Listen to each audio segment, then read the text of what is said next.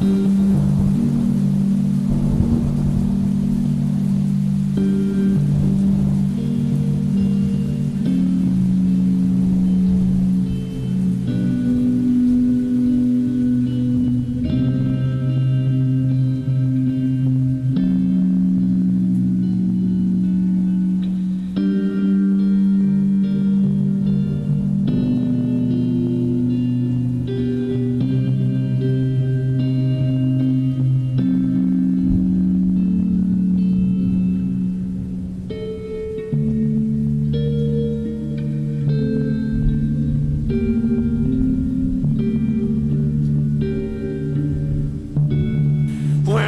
to Scare Me TV.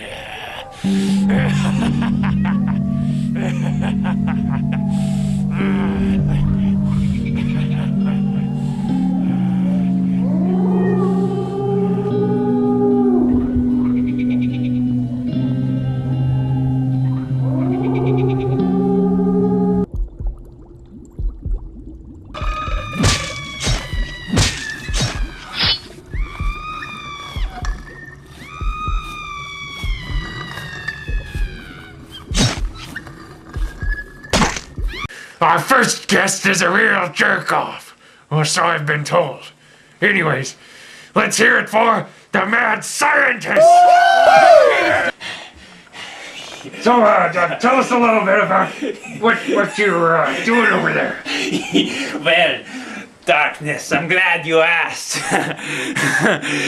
I'm working on a very serious and important research into neurochemistry. It's very, very advanced knowledge which you wouldn't understand, and also...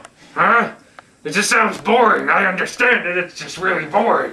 Well, it may be boring to you, but to me, every piercing scream, every piece of flesh tearing off the bone is like another step towards my final plan of world conquest.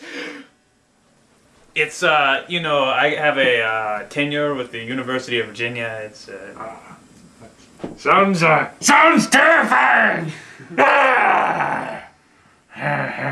Why don't you come and join me over here? It will be my pleasure, Mr. Darkness. Have a seat. So, Mr. Chorkov! Dr. Chorkov! Jerkoff? Chorkov! Dr. Chorkov! Pleasure to meet you, Darkness. Cherokee cough, I don't know. Okay, yeah, that's nice. Now, I've been working on a little experiment to attempt telepathy with the deceased. Have you ever wanted to talk to someone who died?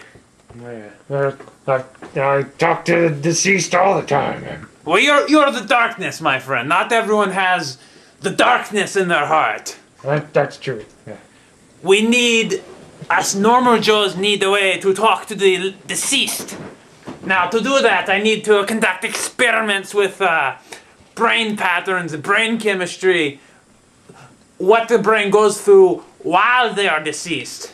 Which is why I have brought these subjects into my lab, and I take them and I put their heads in a Viceroy clamp, and I peel the skin off their bones with an orange peeler, and then I take an electrode and I stick an electrode on their eyeballs, and I apologize, Mr. Darkness. Sometimes I get very passionate about my studies, and I just think about...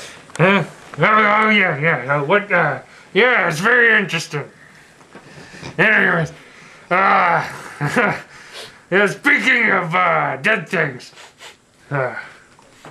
you didn't bathe before you came over here, did you? When the man is dedicated to science as his highest goal, other things, the daily mundane details of our lives must be put aside. Those things get lost in the march, the progress forward. Yes, because I never bathe. I don't know what I do. I just am. Cool. Talk to you soon. Take care, man. Well, what's the big idea? Talking on the cell phone in the middle of the interview.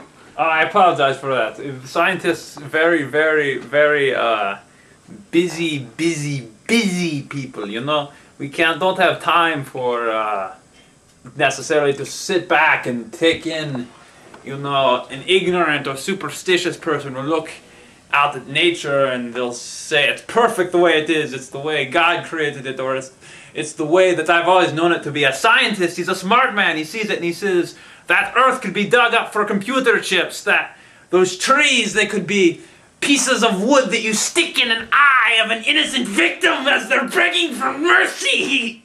I'm sorry, I got carried away again. Yes. Oh, yeah, I love that part when you were talking about jamming that piece of wood into the subject's eye and hearing them scream. I love that.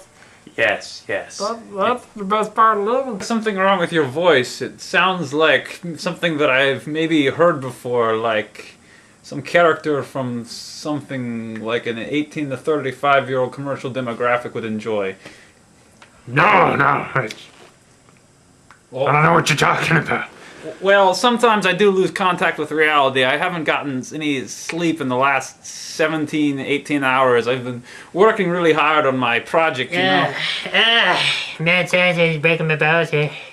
Breaking my balls here, man. Come on. Excuse me, sir? What You got a what did you pretty say? firm grip on my balls there.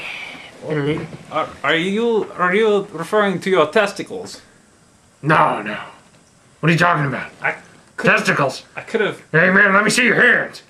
What are you doing over there? I'm engaged in very, very wholesome scientific behavior. Very important. No, never mind. The point I want to talk to you here about is science. It is science that we must aspire towards. Yes, it's so about the science and what you're doing here is a very major breakthrough. I'm sorry. Is there something? Do you have do you need a throat lozenge? I have a mint in my pocket. No, I don't want any mints. I mean, I found it on one of the cadavers, so you might not want to eat it, but Actually, that would kind of taste good, but no, I'm fine. okay. Fine, no mints. Just making sure.